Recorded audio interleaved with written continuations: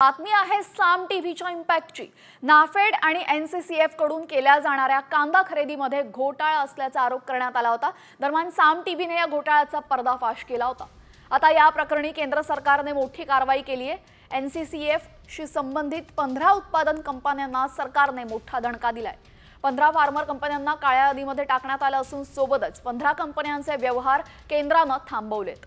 केवळ कागदोपत्री कांदा खरेदी दाखवून कोट्यवधींची फसवणूक करण्यात आली होती आणि साम टीव्हीने ही बातमी लावून धरल्यानंतर आता मोठा दणका सरकारने दिलेला आहे।